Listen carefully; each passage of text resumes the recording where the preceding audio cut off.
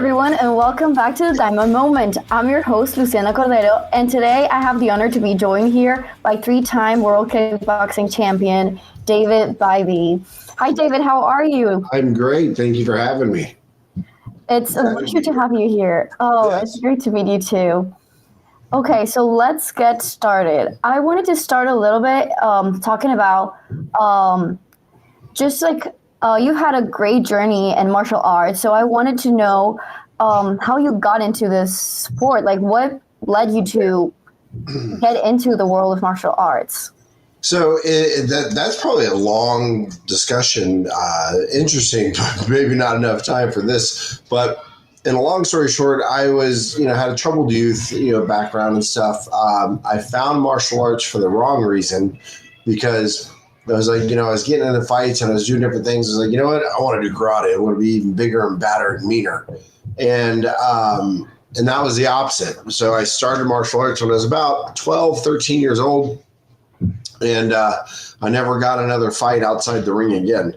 And it was a great way for me to kind of, just get my frustrations and anger that I had. And it was just a good release for me to learn how to control myself and, turn it into a career. Yeah, sounds amazing. Yeah. I also wanted to know, at what point in your career, maybe it was like the early days that you realized, like, oh, I'm really doing this. Like, I'm really doing this as part of my job, and it's actually working. So when I was younger, I knew at a young age, I was like, I want to do this. This is what I want to do. Probably when I was, I started with like 12, 13. By the time I was like 14, 15 years old, I made up my mind, like, I want to do this. And I remember I was doing like karate and, martial arts. It was like a traditional form of karate and kickboxing kind of blended, So I went to my former trainer and, he was a fighter and former world champion himself. And I went to him, I said, sir, I want to be just like you. I want to fight and do whatever. And he probably didn't even know my name at that time. And he goes, yeah, whatever. He goes, talk to me when you're a black belt. So I became a black belt a couple years later. And, and true to my word, I said, this is what I want to do. And so I started training.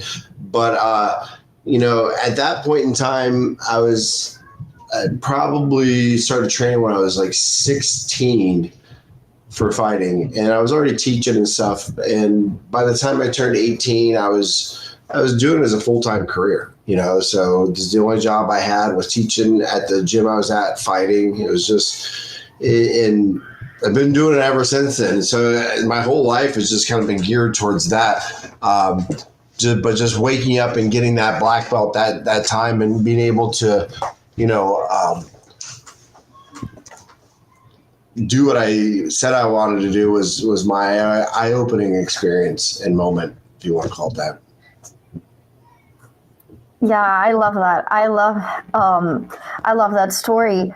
I wanted to dive a little bit also, because okay, so you are kickboxing champion, but now you are director of coaches for USA Kickboxing. Yes, yeah, exactly. So I'm in charge of the U.S. Olympic Kickboxing program. So I teach and train all the coaches and athletes across the country. So anybody that wants to be on the only Team USA, anybody can say, oh, we're Team USA. Well, no, that's not true. There's one Team USA. And, you want to make it to the Olympics, or you want to fight overseas internationally, and you want to do all the different things. As the Team USA, you would train, and fight under WACO and USA Kickboxing.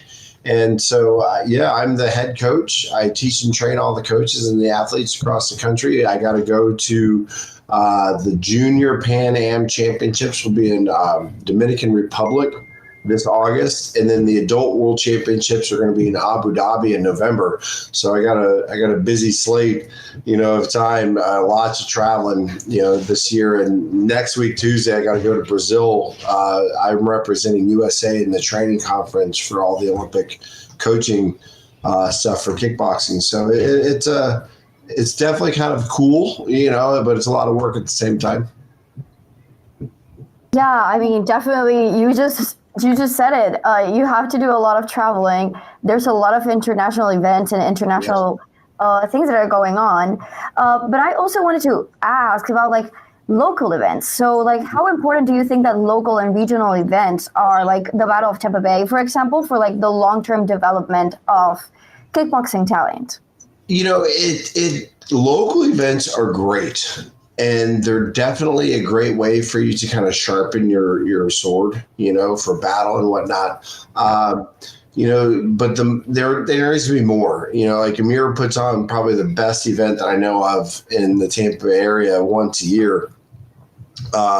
Maybe it's 2 times if we're lucky, but it's just not enough, for an amateur to kind of harness their skills. And then finding an athlete too is another tough part. So I give my hats off to Amir. There's a lot of people that say want to fight. There's a lot of people sign up, but then when it comes down to actually wanting to fight and it gets closer, everybody starts pulling out and you're constantly trying to fill the thing up.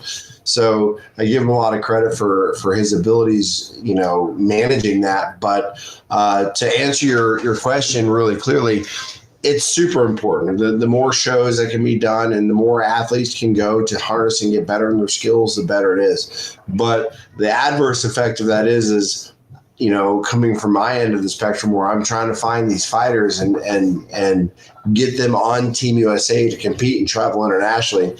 I find that there's a lot of people that want to be a big fish in a very small pond, and they don't want to go out and, fight across the world. They just want to stay in their hometown and be a hometown hero. So that's the flip side of it. But yeah, I guess like kind of like with everything, one has to like dive in with an open mind. And if you really want to like be great at something, you need to be willing to just like take on the different challenges that it may lead you into. You're exactly right. If you want to be a fighter, number one, it takes massive courage to step inside the ring itself. To say, I'm going to fight this person, knowing that this person is going to try to knock my head off. On top of that, you got to be a few sandwiches short of a picnic to want to do this anyways. You're a little crazy to want to step in and fight and test yourself. So it's really a good testament to the salt of who you are, and whether you got it or not, win or lose, there's a lot of, respect for that individual stepping into the ring, for me, of course, and from everybody in general. So you've got to, really kind of put your hat off to those individuals that step in and try. But then it's a whole nother level to test yourself and then go to the international realm, and where you got people, unlike America, where in the U.S., we're not government funded, and everybody that fights, they fight on their own dime, and they do it because they want to do it. But yet overseas, they're government funded. They have fighters that are fighting as a living, and if they lose their housing, they lose all their stuff. So it's definitely a different type of a world here versus there.